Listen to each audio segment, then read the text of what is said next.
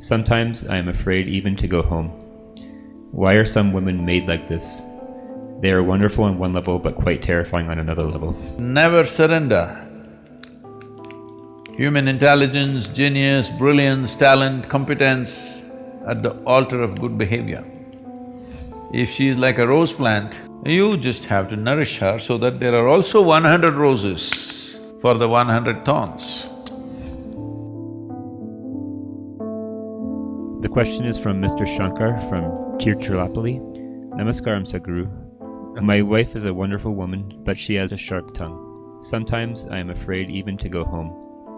Why are some women made like this? They are wonderful on one level but quite terrifying on another level. Please throw some light. Light is coming up. Well, because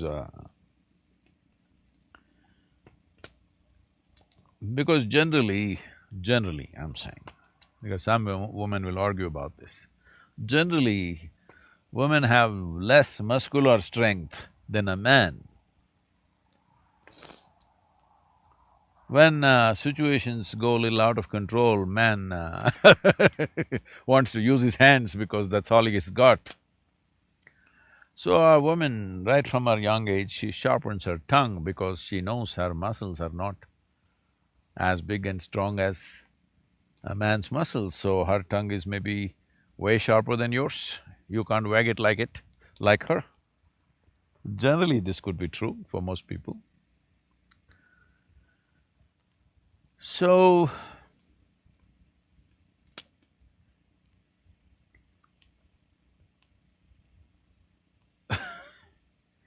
it's not just a sharp tongue.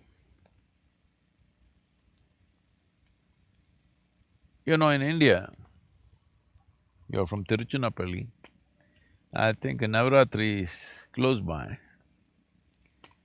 It's all about the Devis or the goddesses in India.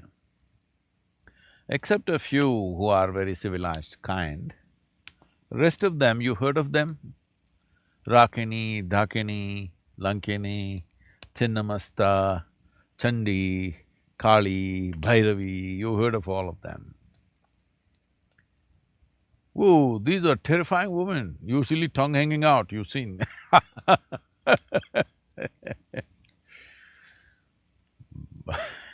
blood dripping sometimes from their mouths because they'll bite off your head.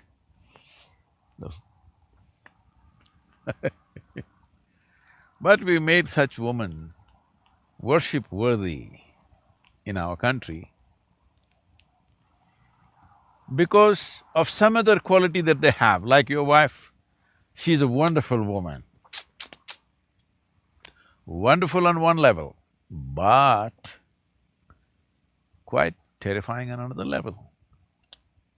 So is Bhairavi, so is Chandi, so is Chamundi, so is Kali, so is Chinnamasta, many of them.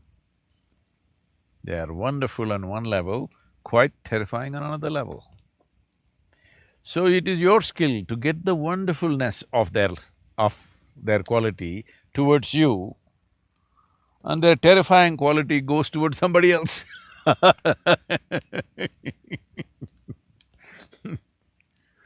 The wonderfulness should come for you. That is a skill you have to learn. But the whole idea of why the goddesses are like this is for you to understand, if there is a wonderful quality, either in terms of talent or intelligence or brilliance or some genius within a person, or right now we're talking about women, if there are such qualities in a woman that she has certain streak of genius, or she has extraordinary talents, or she is super wonderful in something, we don't want to surrender her intelligence, her brilliance, her genius, her talent, her skills at the altar of good behavior. Because you can train your puppy dog to behave well. If you want good behavior, that's why everybody these days, instead of getting married, they're getting a dog, because you can train your puppy for good behavior. So if good behavior is all you're looking for, then that's what you should settle for. But if you're looking for other possibilities, not necessarily always, but sometimes it comes with not so good behavior, maybe sometimes with certain amount of nastiness. It depends what values you're looking for in your life. But I know you are saying, Mr. Shankar, hey, what's your second name? Pillai? Now I'm getting ideas.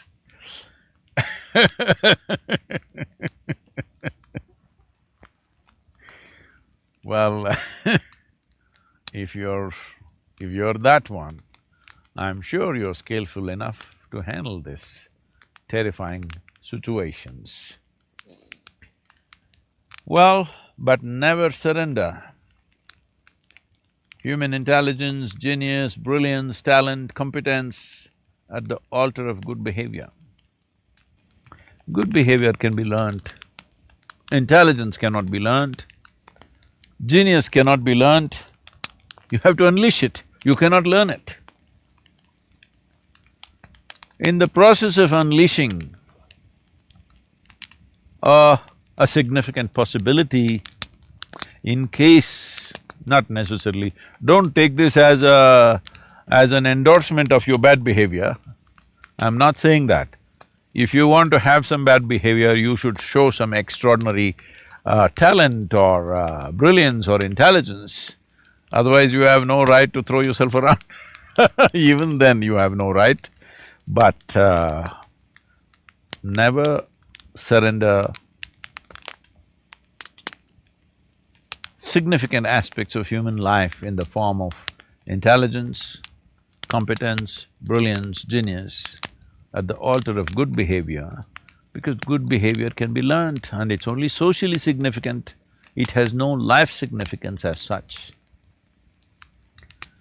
So, the wonderful wife that you have,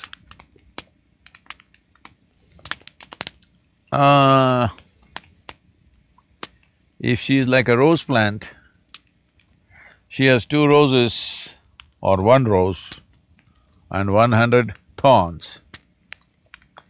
You just have to nourish her so that there are also 100 roses for the 100 thorns.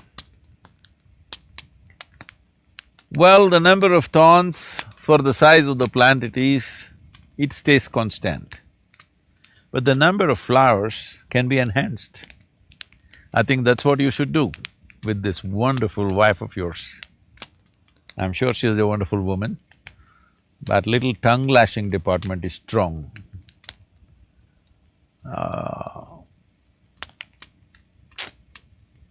You must find some other victim for her, and you must get the wonderful part of her.